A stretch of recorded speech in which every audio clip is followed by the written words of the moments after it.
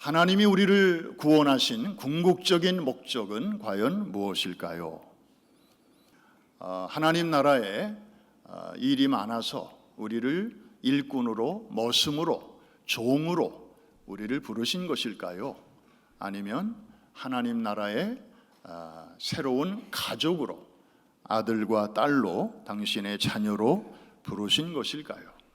여러분은 뭐라고 생각하십니까? 머슴입니까? 자녀입니까? 그렇죠. 특별히 우리 교회는 DNA 중에 하나가 우리 예수 믿으면 바로 하나님의 자식이 되는 것이다. 이 첫 번째 DNA 아니겠습니까? 요한복음 1장 12절 우리 한번 큰 소리로 한번 선포하십시다. 시작. 영접하는 자 곧 그 이름을 믿는 자들에게는 하나님의 자녀가 되는 권세를 주셨으니 내가 바로 영광스럽게도 저런 신분을 받은 자로구나 확신하시고 감사하시는 분들만 큰 소리로 아멘. 아멘입니다. 그런데 하나님은 우리에게 저렇게 영광스러운 신분을 주셨건만은 정작 우리는 신앙생활하면서 가끔 혼동할 때가 있습니다. 내가 자녀인지 아니면 일꾼인지 머슴인지. 대표적인 인물이 탕자의 비유에 나오는 큰아들입니다.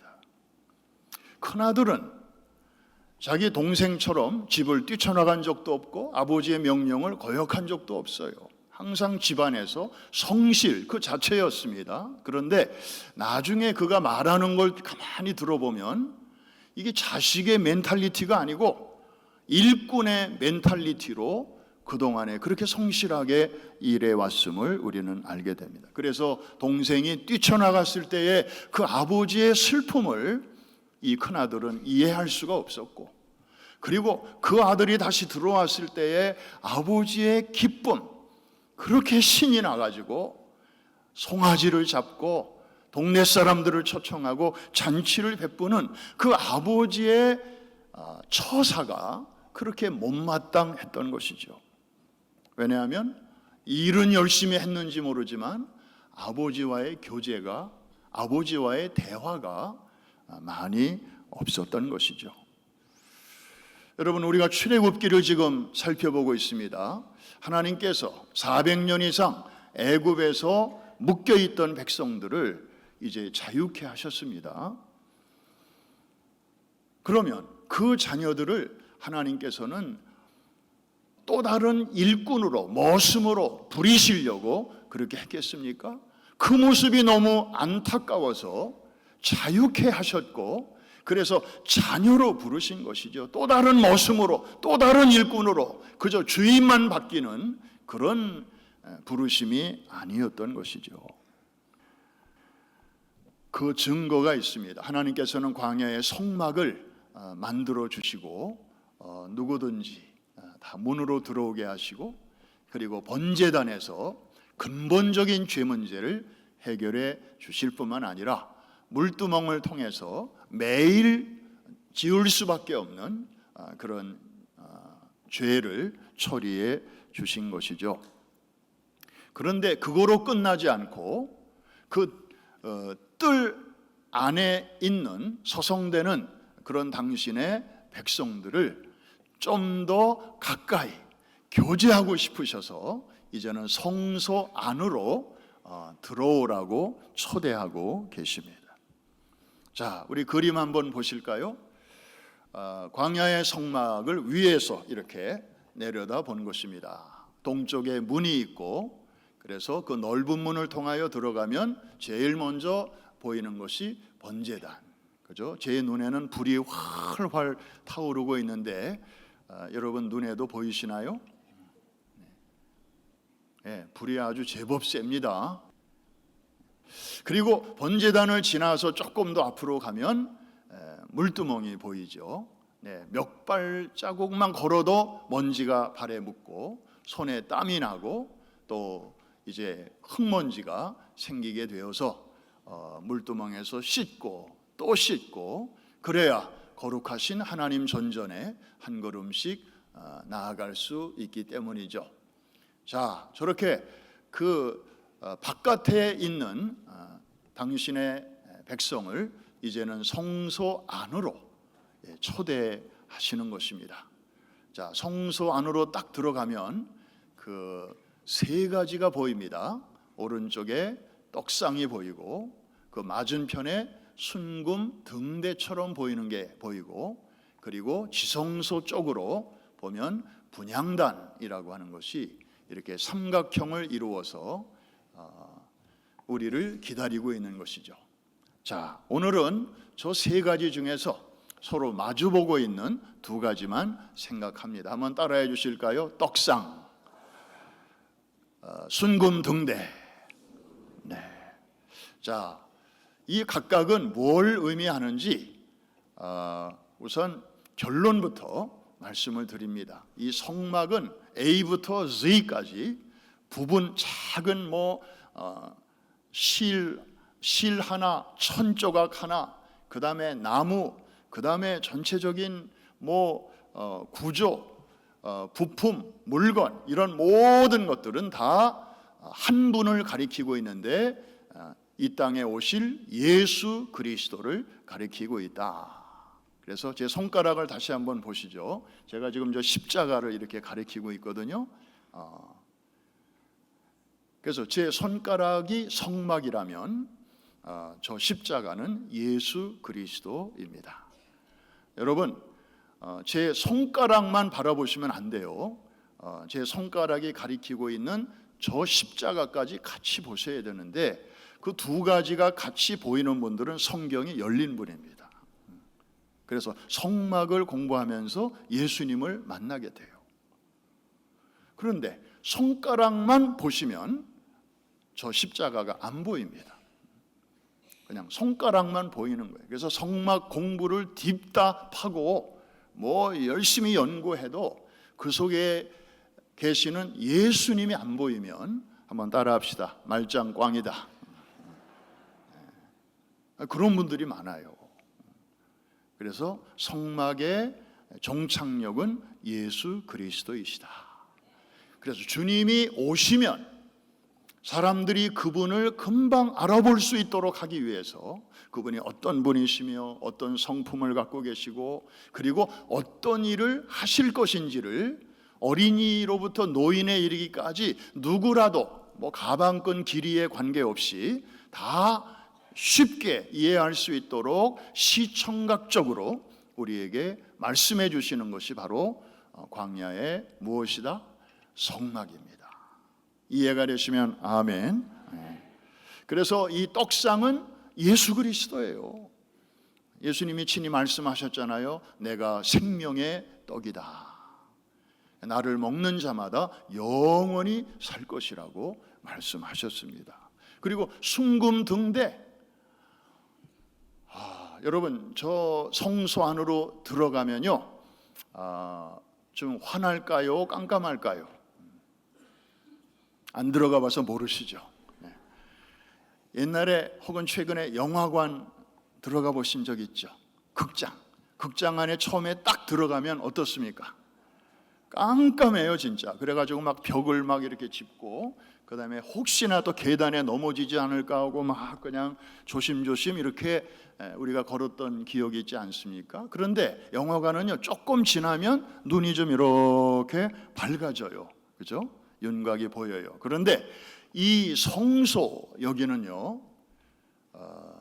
들어가면 완전 흑암이에요. 칠흑 같은 어둠이에요. 시간이 지난다고 뭐가 보이고 그런 게 없어요. 왜? 이게 사방이 널빤지로 되어 있는 데다가 지붕, 덮개가 4겹으로 되어 있어요. 창문은 하나도 없고요. 그러니까 벌건 대낮에도 바깥에 빛이 한 줄기도 들어오지를 않아요.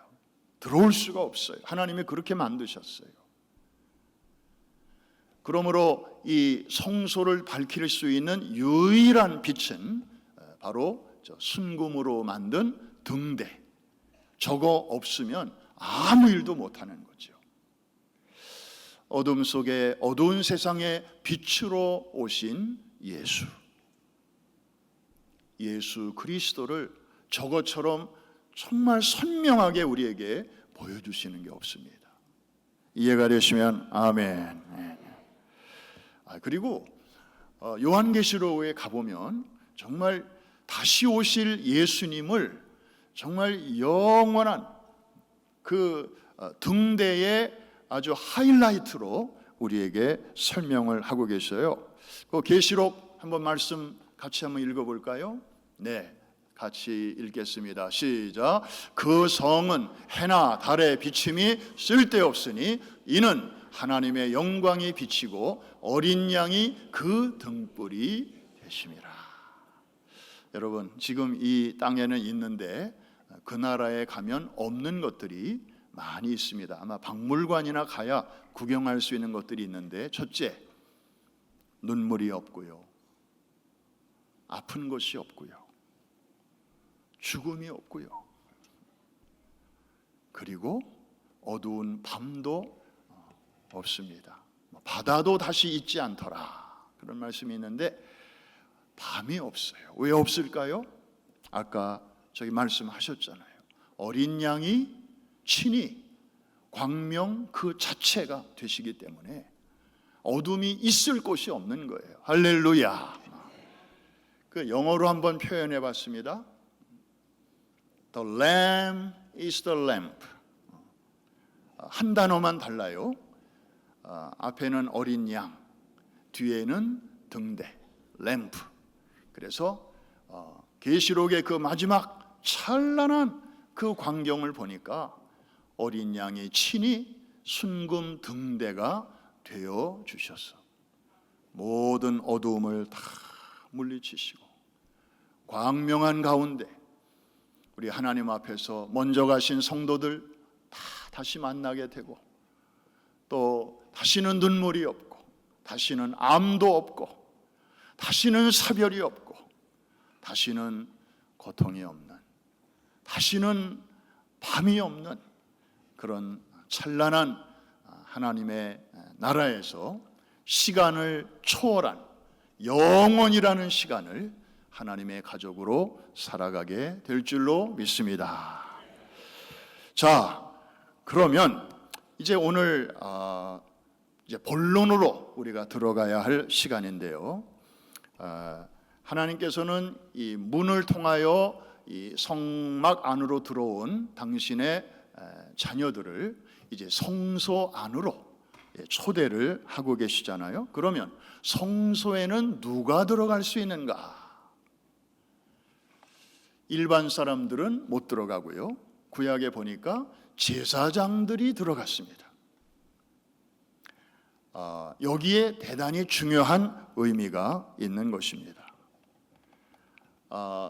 이 문을 통하여 번제단까지는 일반 성도들이 갈 수 있어요. 하나님이 자녀로 불러주시는 것입니다. 그런데 이 성소에서부터는 하나님이 새로운 타이틀, 새로운 신분을 우리에게 주시는 것이죠.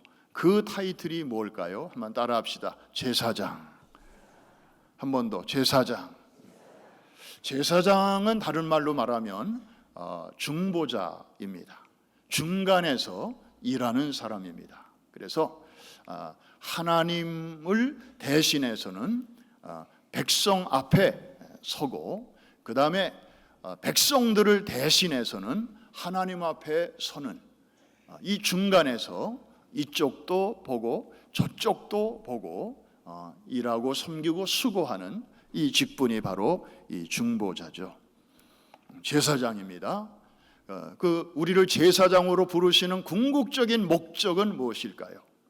우리를 부르시고 자녀 삼으신 그 하나님의 놀라운 은혜와 덕을 그 바깥에 모르는 자들에게 널리 선포하게 하시기 위함인데, 우리 베드로전서 2장 9절이 이것을 아주 잘 담고 있습니다.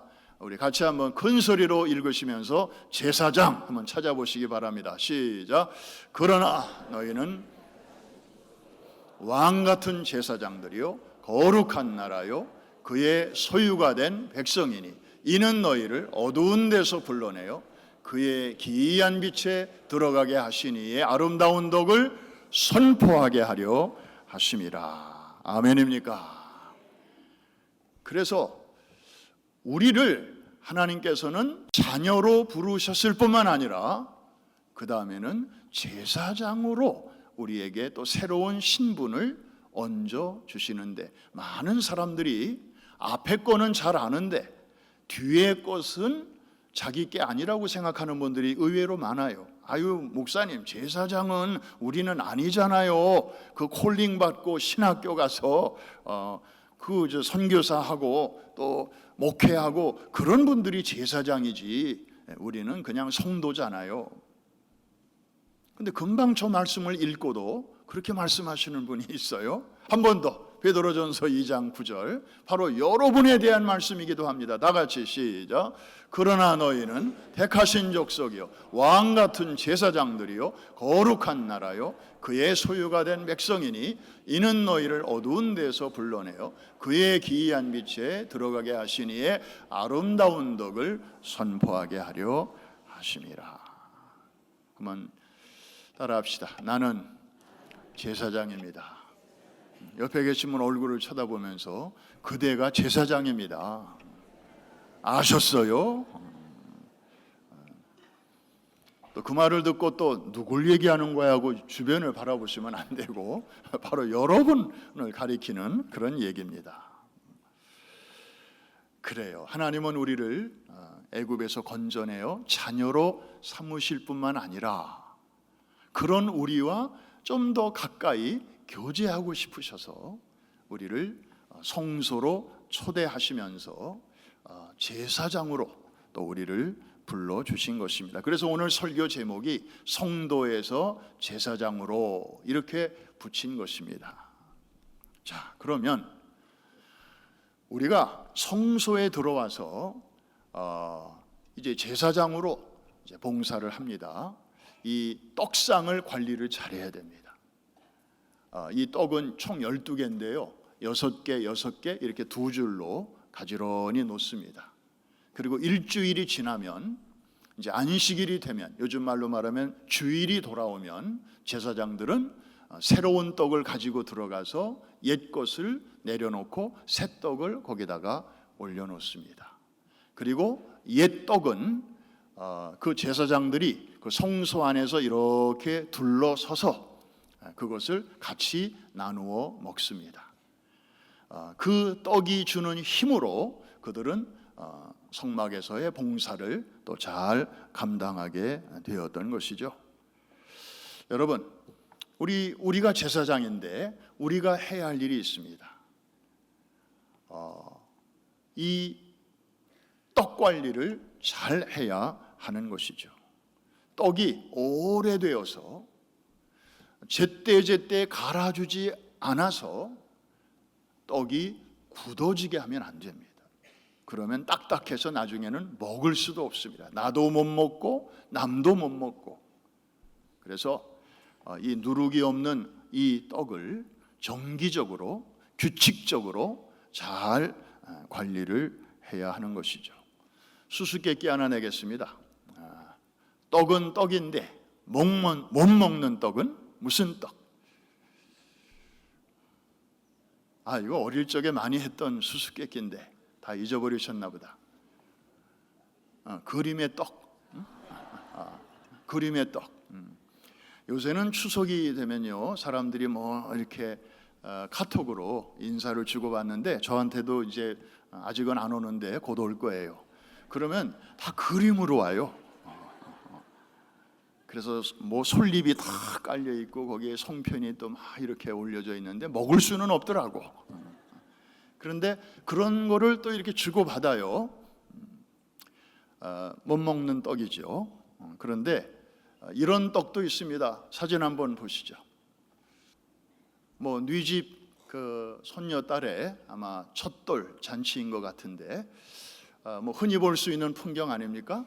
저 앞에 뭐 아주 무지개 색깔의 떡도 있고 뭐 여러 가지 모양의 떡이 있는데, 여러분들 경험에 비추어서 저 떡 먹을 수 있습니까? 없습니까? 저거 다 전시용인 거 아시죠? 다 이렇게 플라스틱으로 만들었습니다.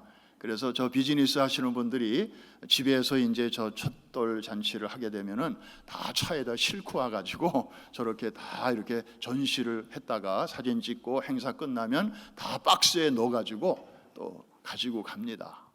저거 못 먹는 떡이에요. 여러분, 우리가 떡상을 관리하는 제사장으로서 나는 과연 지금 이 말씀 생활에 어떻게 하고 있는지, 떡 관리를 정말 잘 하고 있는지, 혹시나 저렇게 못 먹을 떡을 갖고 다니면서 나는 그래도 이게 있잖아, 왕년에 은혜 받은 말씀 가지고 청년의 때에 그때 내게 큰 은혜가 되었던 그 한 구절 가지고, 그리고 어느 부흥회 때 은혜 받았던 그 한두 구절 가지고 혹시 지금까지 버텨오시는 분은 없습니까? 그거 아직까지 울고 먹으면서 오시는 분은 없습니까? 이거 다 떡상 관리 제대로 못하는 것입니다. 제사장들은 매주일 정기적으로 너무 빠르지도 말고 너무 늦지도 않게 저 떡을 새로운 떡으로 바꾸어 주고, 또 이전 떡을 서로 나누어 먹고, 그러면서 또 힘을 얻고, 그러면서 광야 생활을 해 나갔던 것이죠. 너무 오래돼서 곰팡이가 슬었다든지, 또 너무 오래돼서 딱딱하게 굳어서 먹고 싶은데 씹혀지지가 않아서 먹을 수가 없다든지, 여러분, 그렇게 해가지고 우리가 이 광야와 같이 험난한 세상을 과연 어떻게 헤쳐나갈 수 있겠습니까? 지금 이 세상은 호락호락하지 않습니다. 옛날 같지 않아요. 팬데믹 이후에 다시 정상으로 다 모든 게 돌아온 것 같지만 이제 뉴 노멀입니다. 비슷한데 달라요. 이 주식 투자하는 분들도 옛날의 데이터가 잘 안 맞는데요. 옛날에는 축구공과 같아서 이 공이 이렇게 바운스가 되면 얘가 그 다음에는 이렇게 가겠구나 예측 가능했는데, 이제는 럭비공과 같대요. 이놈이 이렇게 와서 바운스가 됐는데 앞으로 갈는지 왼쪽으로 튈는지 오른쪽으로 튈는지 전문가도 장담할 수가 없는 소위 부카의 시대를 우리가 만났는데, 이 광야와 같은 세상에서 말씀 생활을 제대로 안 하면 우리가 어떻게 우리의 영혼이 이것을 새 힘을 얻고 또 이 여정을 끝까지 잘 감당할 수 있겠냐는 것입니다. 이해가 되시면 아멘 하십시다. 우리 교회 같이 말씀이 여기저기 눈만 뜨면 그냥 거기에 한 발자국만 가까이 가면 말씀을 접할 수 있는 그런 아주 좋은 환경이 또 어디 있겠습니까? 매일 새벽마다 PRS, 정말 옛날에는 그냥 하얀 건 종이고 검은 거는 글씨고 그렇게 어렵게 우리가 신앙생활을 했는데, 이제는 뭐 입체적으로 그냥 듣기만 해도 그냥 그 시대의 상황이 확 이렇게 다가오고 내가 마치 그 어딘가에 이렇게 있는 것처럼 정말 그런 시대가 됐잖아요. 많은 분들이 열심히 그래서 PRS에 참여합니다. 매일 새벽 한 500명 이상의 많은 분들이 은혜를 나누고 있잖아요. 그리고 지난주부터 막 시작한 성서대학, 그리고 오늘부터 이제 시작되는 우리 교회 역사상 처음으로 출발하는 선교대학도 있습니다. 여러분, 이런 거 없이도 여러분이 스스로 알아서 규칙적으로 이 떡 관리를 잘 할 수 있으면 no problem. 그런데 여러분들 해봐서 아시지만 내 혼자서 하다 보면 이게 쉽지 않아요.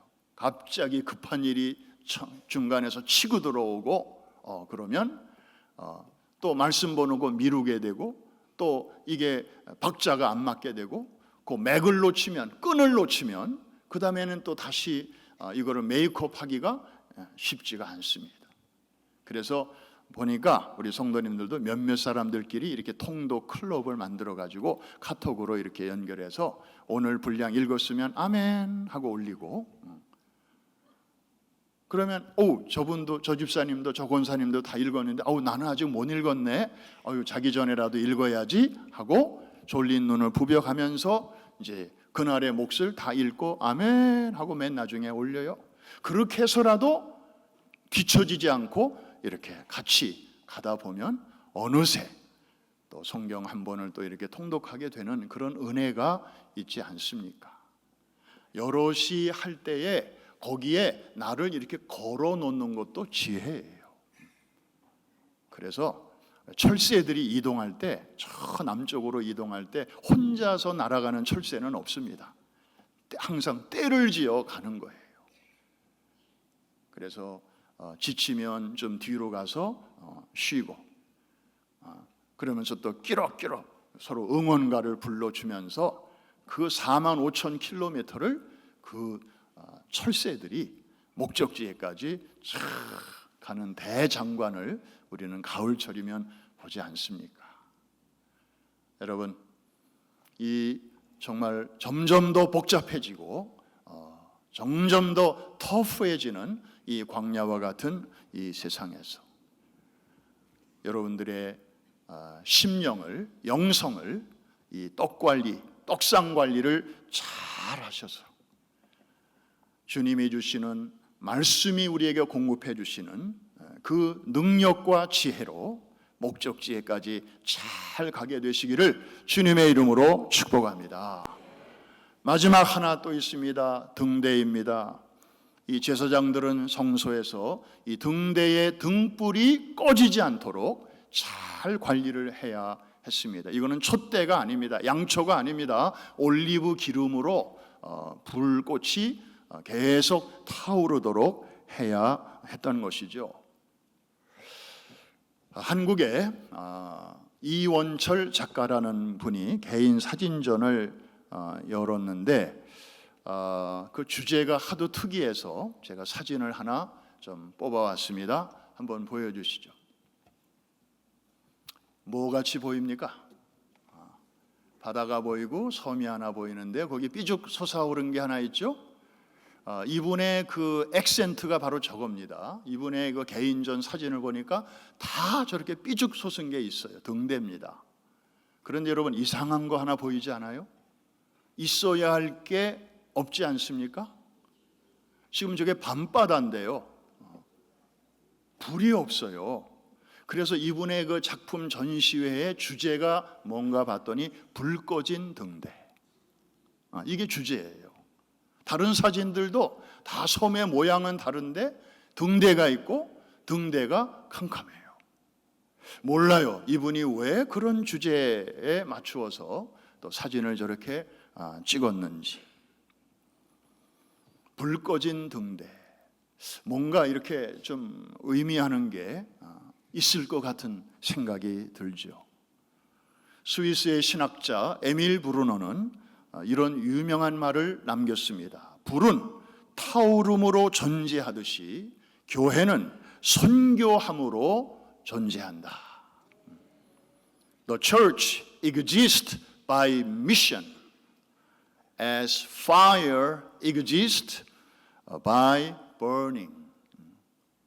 여러분, 꺼진 불을 가리켜 아무도 불이라고 말하는 사람은 없습니다. 불은 탈 때나 불이지 꺼진 다음에는 이미 불이 아니에요. 마찬가지로 교회라는 건물은 있고 장소는 있고 또 역사가 있어도 교회의 본분, 전도와 선교를 잃어버린, 하지 않는, 그냥 자체만 유지하는 데 급급한 이런 교회는 하나님이 보실 때는 더 이상 교회라고 말씀하지 않는다는 거죠. 한마디로 불 꺼진 등대라는 거죠. 여러분, 불 꺼진 등대는 또 하나의 암초일 수 있습니다. 어두운 밤에 어디가 길인지 막 찾고 찾다가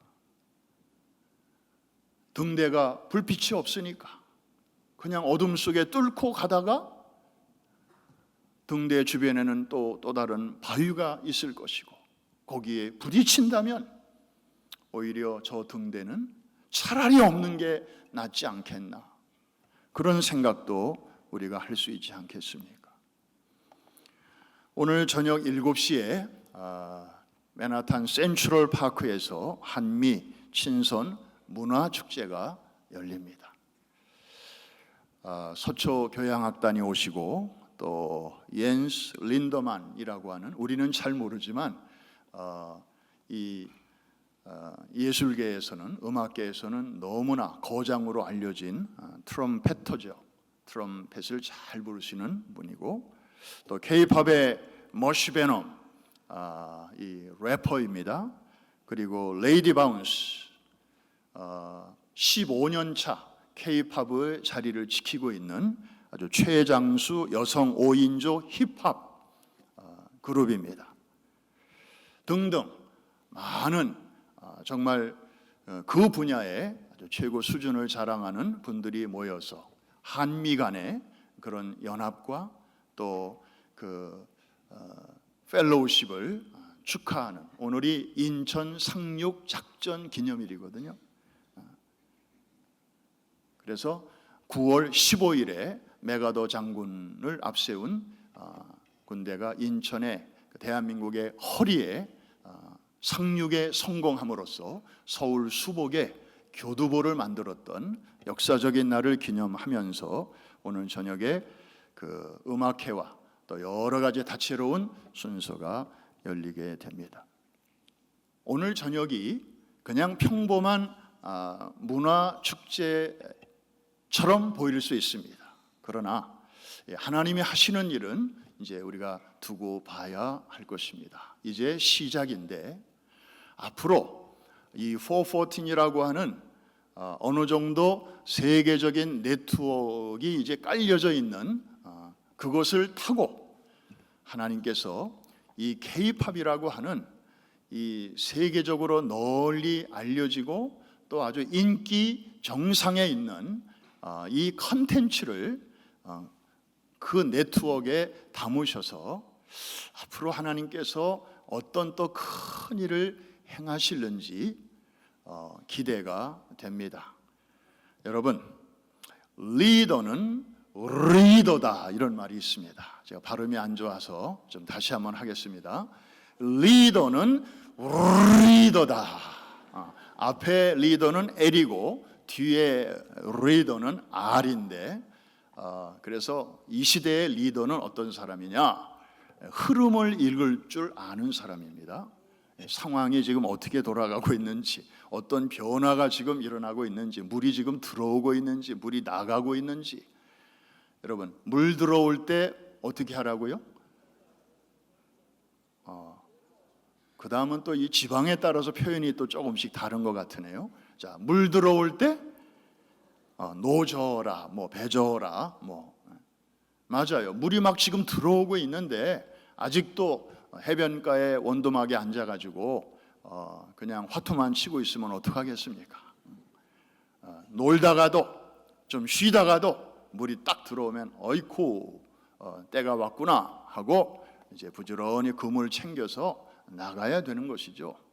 이게 바로 시대를 읽을 수 있어야 되는데, 우리 하나님께서 그 어느 때보다도 K-팝의 위상을 이렇게 전 세계적으로 올려주셨어요. 거기다가 이 패스포트 파워도 지금 한국 여권이 대단합니다. 10년 전만 해도 10몇 등이었어요. 이 패스포트 파워라고 하는 것은 그 나라의 패스포트를 가지고 다른 나라에 들어가려고 할 때 비자 없이 그냥 웰컴 하는 나라가 몇 나라가 되느냐, 이 숫자 가지고 이제 순위를 매기는데요. 우리 대한민국이 최근에 싱가포르, 일본과 함께 1, 2, 3위를 다투고 있어요. 여러분이 갖고 계시는 미국 패스포트는 미안하지만 7등인가 8등인가 그래요. 왜냐하면 미국이 전 세계적으로 분쟁에도 개입해서 또 어려운 나라, 또 나쁜 나라 벌도 주고 그렇게 하지만 그러다 보니까 좀 싫어하는 나라들도 생기는 거예요. 그런데 대한민국 패스포트는 아무도 적으로 생각하는 나라가 없어요. 그냥 가서 좋은 일만 하거든요. 돈도 잘 쓰고요. 그리고 뭐 나쁜 짓 별로 안 해요.